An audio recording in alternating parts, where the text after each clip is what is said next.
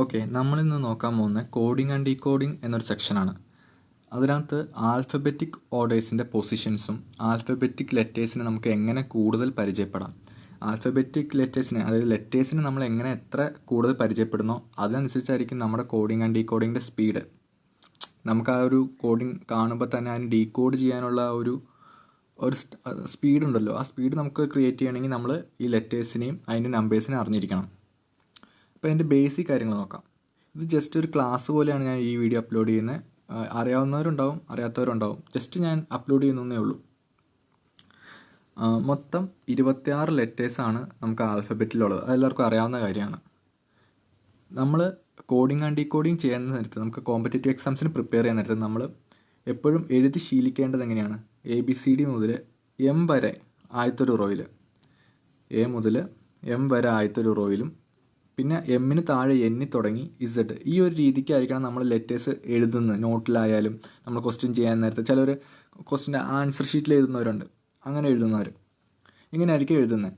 ഇങ്ങനെ എഴുതുന്നതിൻ്റെ ഉദ്ദേശം തന്നെ മൊത്തം 26 ലെറ്റേഴ്സാണുള്ളത്. 13 ലെറ്റേഴ്സ് ഇവിടെയും വരും, 14 മുതൽ 26 ലെറ്റേഴ്സ് ഇവിടെയും വരും.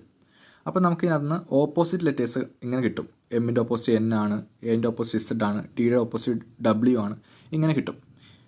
ഇങ്ങനെയാണ് നമ്മൾ എഴുതി നോക്കുന്നത്. പക്ഷേ എപ്പോഴും നമ്മൾ എഴുതി നോക്കേണ്ട കാര്യമുണ്ടോ? നമ്മൾ ഈ ഇതിൻ്റെ പൊസിഷൻസും നമ്പേഴ്സൊക്കെ കറക്റ്റായിട്ട് അറിയുകയാണെങ്കിൽ നമുക്ക് ആ എഴുതുന്ന ടൈം ലാഭം. എഴുതുന്ന ടൈം എന്നല്ല, നമുക്ക് ആ കമ്പ്യൂട്ടർ നോക്കിക്കൊണ്ട് തന്നെ നമുക്ക് ഉത്തരങ്ങൾ പെട്ടെന്ന് മനസ്സിലാക്കാനൊക്കെ പറ്റും. അപ്പോൾ അതിനു വേണ്ടി നമ്മൾ ആദ്യം ഈ ലെറ്റേഴ്സിനെ ശരിക്കും അറിയാമെന്നുള്ളതാണ്. A മുതൽ Z വരെ 26 ലെറ്റേഴ്സ് ഉണ്ട് പറഞ്ഞല്ലോ. പിന്നെ M വരെ 13, പിന്നെ എന്നിൽ നിന്ന് 26 N മുതൽ Z വരെ. നമ്മളിതിനകത്ത് എന്താ മനസ്സിലാക്കാൻ പറ്റുന്നത്? നമ്മൾ പറഞ്ഞു എമ്മിൻ്റെ ഓപ്പോസിറ്റാണ് N എന്ന് പറഞ്ഞു, എല്ലിൻ്റെ ഓപ്പോസിറ്റാണ് O. നമുക്കിങ്ങനെ എഴുതി നോക്കുമ്പോൾ ഇങ്ങനെ ഓപ്പോസിറ്റ് ആയിട്ടുള്ള ലെറ്റേഴ്സ് കിട്ടും. ഓപ്പോസിറ്റ് ലെറ്റേഴ്സ് ഇപ്പോൾ ഉദാഹരണത്തിന് ഇപ്പോൾ Cയും നമുക്ക് Xും നോക്കാം. Cയും Xും ഓപ്പോസിറ്റ് ആണല്ലോ. Cയുടെ നമ്പർ എത്രയാണ്? ഈ റെഡ് കളറിൽ കൊടുത്തിരിക്കുന്ന ഫോർവേഡ് നമ്പറിങ്ങും ഗ്രീൻ കളറിൽ കൊടുത്തേക്കുന്ന ബാക്ക്വേഡ് അല്ലെങ്കിൽ റിവേഴ്സ് ഓർഡറാണ്. ഓരോന്നിനും പൊസിഷൻ ഉണ്ടല്ലോ, A1, B2 അങ്ങനെ പൊസിഷൻ ഉണ്ട്. Z വരെ, Zന് 26 ആണ്. പക്ഷേ റിവേഴ്സിൽ നിന്ന് ചിന്തിക്കുമ്പോൾ ഈ ഗ്രീൻ കളറിൽ കൊടുത്തിരിക്കുന്ന Zന് 1, Yക്ക് 2, Xന് 3, Wന് 4 അങ്ങനെ പോകും. അപ്പോൾ ഈ Cയും Xും ഓപ്പോസിറ്റാണ് നമുക്കിങ്ങനെ എഴുതിയപ്പോൾ തന്നെ മനസ്സിലായിട്ടുണ്ട്. അങ്ങനെ എഴുതുമ്പോൾ അങ്ങനെയാണ് നമ്മൾ മനസ്സിലാക്കി എടുക്കുന്നത്. ഈ Cയുടെ നമ്പർ എത്രയാണ്? Cയുടെ ഫോർവേഡ് പൊസിഷനിങ് ആണ് ഞാൻ ഇപ്പോൾ പറയുന്നത്. ഏറ്റവും കൂടുതൽ ഇമ്പോർട്ടൻസ് ഉള്ളത് ഈ ഫോർവേഡ് നമ്പറിങ് തന്നെയാണ്. C 3ാമത്തെ നമ്പറാണ്, X 24ാമത്തെ നമ്പറാണ്. ഇവിടെ എന്താ പ്രത്യേകത? ഇവരുടെ ഈ പൊസിഷൻസ് കൂട്ടുമ്പോൾ എത്രയാണ് വരുന്നത്? 27 വരുന്നത്. അതുതന്നെയാണ് ഒരു റൂള്. അതായത് ഓപ്പോസിറ്റ് ആയിട്ടുള്ള ലെറ്റേഴ്സിൻ്റെ ഫോർവേഡ് പൊസിഷനിങ്ങിൻ്റെ സമ്മ് എപ്പോഴും 27 ആയിരിക്കും. അതായത് ഇപ്പോൾ ഇവിടെ നോക്കാം, ക്യൂവിൻ്റെ ഓപ്പോസിറ്റ് നമുക്ക് J ആണെന്നറിയാം. ഈ ക്യൂവിൻ്റെ നമ്പർ എത്രയാണ്? ക്യൂവിൻ്റെ ഫോർവേഡ് നമ്പറിങ് കേട്ടോ പറയുന്നത് 17, Jയുടെ 10 കൂട്ടുമ്പോൾ എത്രയാണ് വരുന്നത്? 27 വരുന്നത്. ഇപ്പോൾ നമുക്ക് ഏതാണ് ഓപ്പോസിറ്റ് അറിയത്തില്ല. അപ്പോൾ അങ്ങനെയാണെങ്കിൽ നമ്മൾ ഇപ്പോൾ Oയുടെ ഓപ്പോസിറ്റ് എനിക്ക് അറിയത്തില്ല, ഞാൻ ഇങ്ങനെ എഴുതിയൊന്നും നോക്കിയിട്ടില്ല.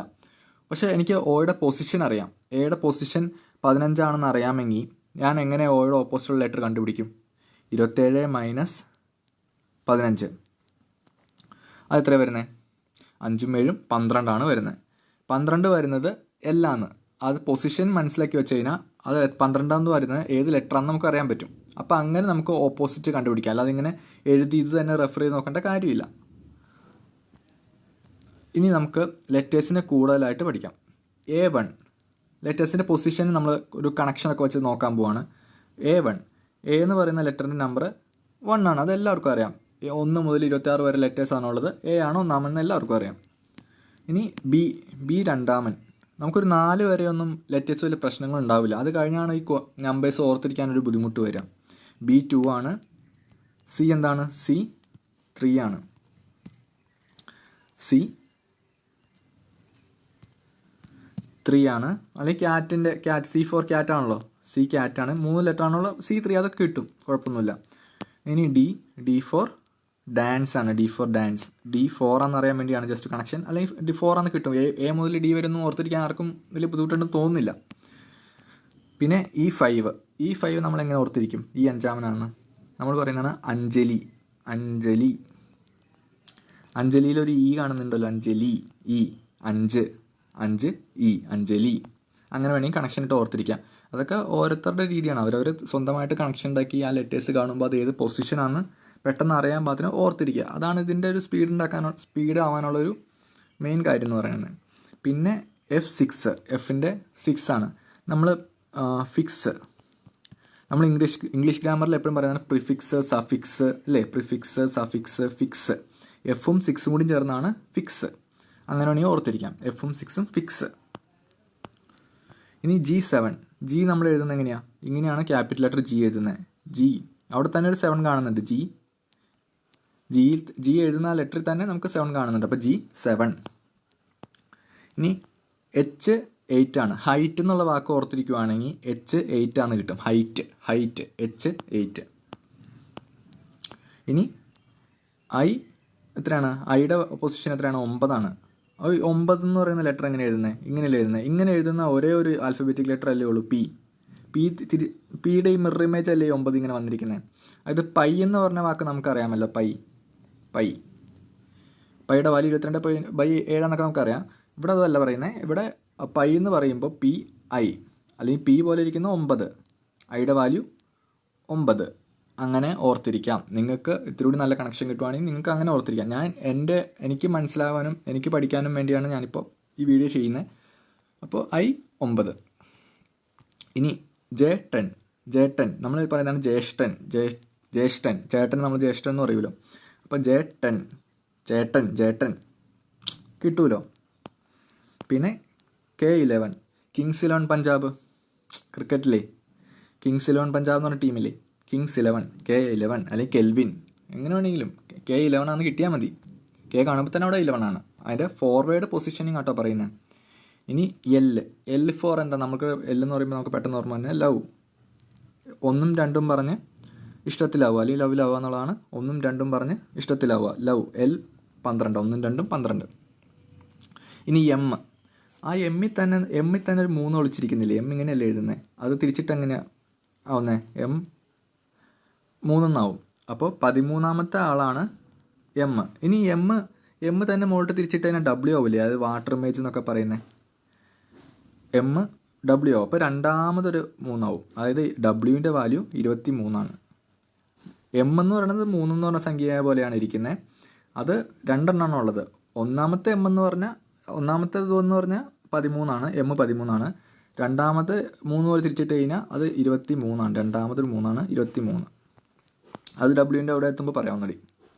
ഇനി N 14 മനസ്സിലാക്കാൻ നമ്മൾ ആ ഫിഗർ തന്നെ കണ്ടു.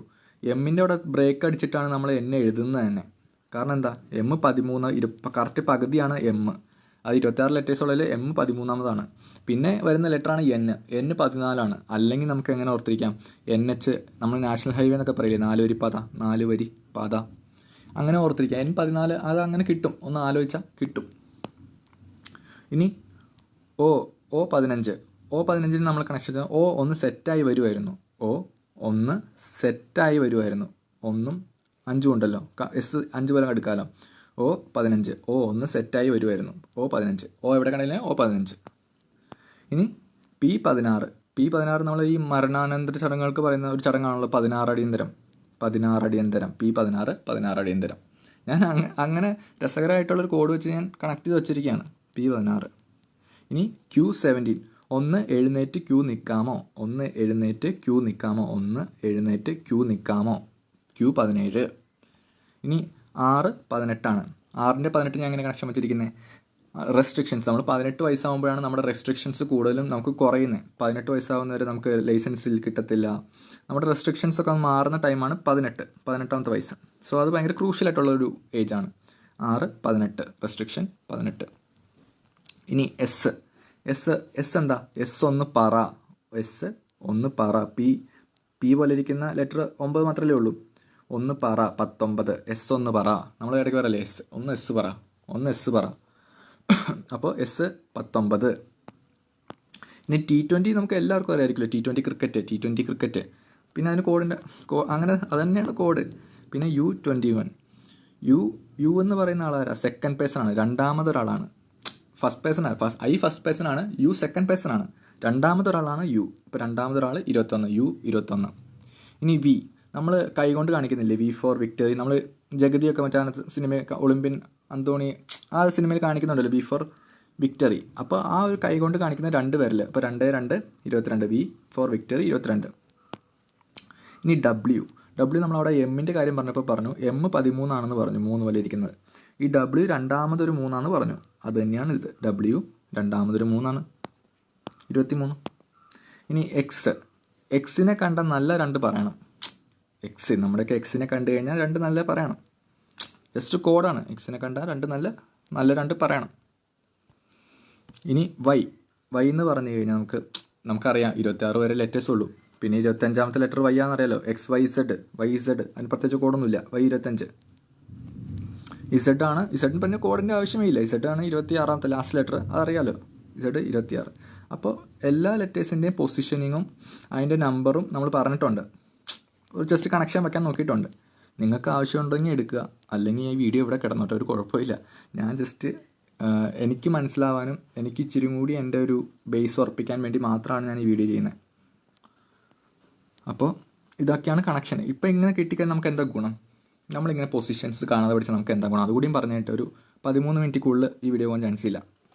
അപ്പോൾ ഇപ്പോൾ ഓയുടെ വാല്യൂ, ഓയുടെ എന്തായിരുന്നു നമ്മൾ കോട്ടിരിക്കുന്നത്? ഒന്ന് സെറ്റായി വരുമായിരുന്നു. 15 നമുക്കറിയാം. അപ്പോൾ നമുക്ക് പറയാം ഓയുടെ ഫോർവേഡ് നമ്പർ 15. ഇനി ഓയുടെ ബാക്ക്വേഡ് നമ്പർ എത്രയായിരിക്കും? റിവേഴ്സ് നമ്പർ കണ്ടുപിടിക്കാൻ എന്താ ചെയ്യണ്ടേ? 27 - 15 ചെയ്താൽ മതി.